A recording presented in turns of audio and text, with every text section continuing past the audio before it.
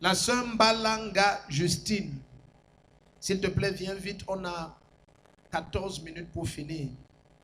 Je viens dire merci au Seigneur Jésus-Christ pour sa droite puissante manifestée dans la vie de ma fille. En effet, il y a quelques mois, ok, il y a une partie ici, on va, c'est pas très important, mais bon, comme elle a tenu à partager cette partie, on va lire. Alléluia. Elle dit, il y a en effet quelques mois, un homme s'est introduit chez moi en disant qu'il avait très mal au ventre et en demandant les toilettes. Sans réfléchir ni me consulter, ma fille lui a montré les toilettes et il a remis les clés de sa voiture en lui disant de bien les tenir. Mais 1 heure de temps après, j'ai constaté que cet homme était toujours aux toilettes. Et il émettait des sons étranges. Je me suis hâté de le faire sortir de ma maison en lui demandant de ne plus jamais revenir. 3 jours seulement après, ma fille qui tenait ses clés a commencé à ressentir mal au bras droit. Non, mal au doigt et au bras droit. Elle se tordait de douleur et dormait et ne dormait plus. Et son doigt gonflait de jour en jour. Tous les médicaments prescrits à l'hôpital ne lui procuraient aucun soulagement. Et en quelques jours seulement, les 2 bras de ma fille se sont totalement paralysés et étaient complètement déformés. C'est alors que je l'ai amené ici à l'église lors d'un culte et je l'ai enregistré aux urgences. Papa lui a imposé les mains ce jour et l'a déclaré libre. Quelques jours après, je me suis également inscrite aux urgences pour le problème de célibat. Papa m'a aussi déclaré libre. À la sortie de ce culte, un miracle s'est produit.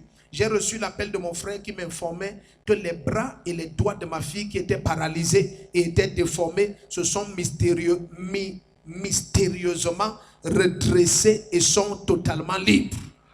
Et qu'elle se portait parfaitement bien. Alors aujourd'hui, ma fille est libre et en parfaite santé et je viens rendre toute la gloire à Jésus-Christ. Bon, donc tu as insisté sur l'homme là parce que dans tes suspicions, il doit être lié au problème de ta fille. Oui, papa. Bon, maintenant la partie où tu as insisté aussi sur le fait qu'on a prié pour toi contre le célibat aux urgences là, on croyait écouter le témoignage du mariage. Non, moi je dis mes choses. Où est le bébé qu'on a dérangé? C'est toi. Oh, Asia, c'est fini. Hein. Ne laisse plus les gens entrer à la maison. Hein. Tu es béni au nom de Jésus-Christ. La grâce est sur vous. Tu es béni. Acclame le Seigneur. Si tu acclames bien, tout ce qui attaquait tes enfants, ça part. Je m'appelle la sœur Mbalanga Justine. Je viens aujourd'hui témoigner pour la gloire de Dieu dans ma vie, dans la vie de ma fille. Ma fille qui a 13 ans, elle a eu le CEP cette année. On était à la maison un jour, c'était au mois d'août. J'avais fini de préparer, je les ai servis. Elle avait insisté d'aller manger dehors. J'avais insisté qu'elle s'asseye dedans et mange. Elle a dit non, maman, je ne peux pas manger dehors. Elle a commencé à manger. Je vois un monsieur qui descend. Et 3 heures, la fille de ma voisine, et demande à la fille de ma voisine qu'il voulait boire de l'eau. La fille de ma voisine lui a montré ma fille que va voir la petite là. Arrivée chez ma fille, ce n'était plus l'eau. C'était déjà les toilettes qui voulaient se mettre à l'aise. C'est comme ça que ma fille lui est conduite aux toilettes. Il a demandé un seau d'eau à ma fille et le savon. Ma fille est entrée prendre à les donner.